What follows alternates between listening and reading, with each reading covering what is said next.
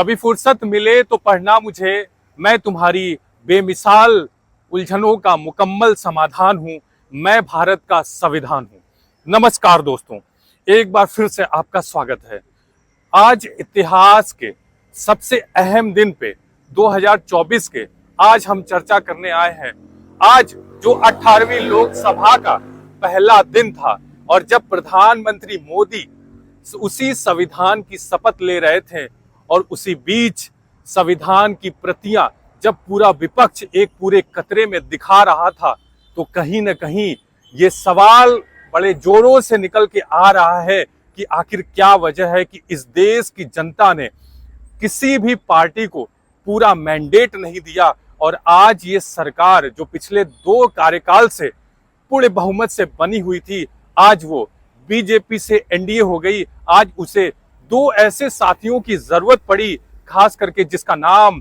नीतीश कुमार और चंद्रबाबू नायडू है। फिलहाल लड़ाई तो प्रोटेम स्पीकर को लेके बहुत जोरों शोरों पे है, लेकिन आने वाले समय में इस पे घमासान होना जरूरी है। और संविधान की प्रतियां दिखाते हुए विपक्ष ने ये बता दिया कि दरअसल आने वाला जो कार्यकाल है, जो पिछले 5 साल हैं, जिस तरीके से पिछली बार सरकार ने बड़ी आसानी से, बड़े एक तरीके से कह सकते हैं अपने मनमानी के तौर पे चलाया, अब वो दरअसल नहीं दिखने वाला है। ये सारा जिस्म दबकर बोझ से दोहरा हुआ होगा, मैं सजदे में नहीं था आपको धोखा हुआ होगा। दरअसल किस तरीके से प्रधानमंत्री मोदी जब आज 18वीं लोकसभा के पहले दिन जब ये शपथ ले रहे होंगे, ठीक उसी संविधान की जब उन्होंने ये बोला था कि कैसे 400 का जो नारा उन्होंने दिया था जीतने का, और उसके बाद उनके कुछ सांसदों ने या उनके कुछ मंत्री विधायकों ने जब ये बोला कि कैसे किस तरीके से हम संविधान को बदलना चाहते हैं,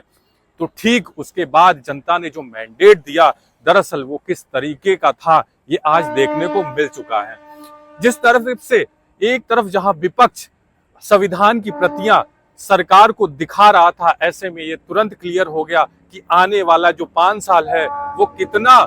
आसानी से नहीं जाने वाला। और ठीक ये उसी संविधान की बात है कि जिस संविधान से आप चुने गए और आज उसी हक को जब खत्म करने की बात आई, तो जनता ने अपना रुख बदल दिया और आज आपका मैंडेट छीन लिया और आज आप बीजेपी से एनडीए हो गए। आज आपको नीतीश कुमार और नायडू जैसे लोगों की जरूरत है, खुद बैसाखी की जरूरत है। और एक तरफ जहां ये कह सकते हैं कि अभी 15 दिन के इस कार्यकाल में इस सरकार के कैसे राहुल गांधी ने तमाम मुद्दों को जो ट्विटर पे पोस्ट किया है कि कैसे ट्रेन दुर्घटना का मामला हो, कश्मीर में आतंकवादी का मामला हो, या फिर नीट का मामला हो, यूजी पीजी पेपर लीक का मामला हो, या फिर कह सकते हैं महंगाई का मामला हो, या फिर इस भीषण गर्मी में कैसे लोग मर गए, उनके लिए पुख्ता इंतजाम नहीं किए गए, ये सारे मामले बताते हैं कि दरअसल आने वाला जो समय है वो कैसे इस संसद में सरकार को आसानी से नहीं चलने देगा, या फिर कह सकते हैं कि सरकार को जवाब तो देना ही पड़ेगा। लेकिन सबसे बड़ा सवाल ये है कि जो सरकार पिछले 2 बार से बहुमत से आई थी, या फिर कह सकते हैं प्रधानमंत्री मोदी या अमित शाह, जिसको कभी भी गठबंधन की सरकार चलाने का तजुर्बा नहीं है, आज वो इस सरकार को कैसे चलाने में सक्षम होंगे। और आने वाले समय में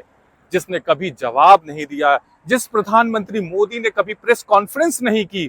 आज जब उनको बोलना होगा, जब संसद में जवाब देना होगा, और ये वही प्रधानमंत्री मोदी है जब एक बार कहते थे कि एक अकेला सब पे भारी, लेकिन अब समय के अनुसार ये कह सकते हैं कि अब उस एक अकेले भारी को खुलकर बोलना होगा और जनता के बीच, या कह सकते हैं विपक्ष के पूरे सवालों का जवाब देना होगा। कैसे हमने देखा कि आने वाले समय में एक तरफ जहां पे आज की बात अगर हम देखें तो यूपी से एक सबसे बड़े नेता, या कह सकते हैं जो उभर कर आए हैं, अखिलेश यादव ने कैसे अपने 37 सांसदों के साथ उस संसद में अपनी फोटोज खिंचवाई और संविधान की प्रतियां लेके ये लोगों को बताया कि दरअसल संविधान ही एक ऐसी ताकत है, बाबा भीमराव अंबेडकर की ताकत, उसको कोई छू नहीं सकता, उसको कोई हिला नहीं सकता। जब जब बात संविधान पे आएगी तो जनता ही उसका जवाब देगी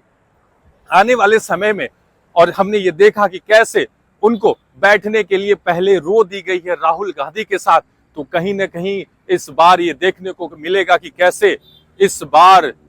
जनता के लिए या फिर उस संसद में एक नेता प्रतिपक्ष होगा। और मैं ये कह सकता हूं कि इस नेता प्रतिपक्ष की जो जिम्मेदारी है वो राहुल गांधी को मिलने वाली है, या फिर राहुल गांधी ही बन के आने वाले हैं। एक तरफ भारत जोड़ो यात्रा, भारत जोड़ो न्याय यात्रा की तरफ अपनी एक अच्छी छवि लाने वाले, और कैसे बीजेपी जैसे आईटी सेल ने उनकी छवि को खराब किया था जनता के बीच, अपने एक बार खुद से अपना दिलो जान बनने वाले नेता राहुल गांधी जब सवाल करेंगे तो उस संसद का मंजर कैसा होगा और उस फिर सरकार पे कितना दबाव होगा।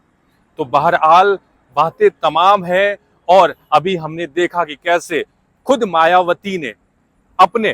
कोऑर्डिनेटर या वारिस एक बार फिर से आकाश आनंद को ठीक 47 दिनों के निष्कासन के बाद एक बार घोषित कर दिया। तो कहीं ना कहीं ये भी बताता है कि दरअसल अब पार्टियां या फिर नेता जनता के लिए काम नहीं करेंगे तो आने वाले समय में जनता उनको भरपूर जवाब देगी, क्योंकि मायावती को ये समझ में आ गया है कि अगर आज वो इन चीजों में लेट करती हैं तो एक चेहरा जो कह सकते हैं नगीना से चंद्रशेखर आजाद ने किस तरीके से इतनी मजबूती के साथ और इतने कड़े लड़ाई के साथ, एक तरफ जहां अखिलेश यादव का इंडिया गठबंधन, राहुल गांधी का इंडिया गठबंधन था और खुद वहीं पे जीता हुआ पिछली बार का बीएसपी का प्रत्याशी था, उसको हरा के उन्होंने जीता है।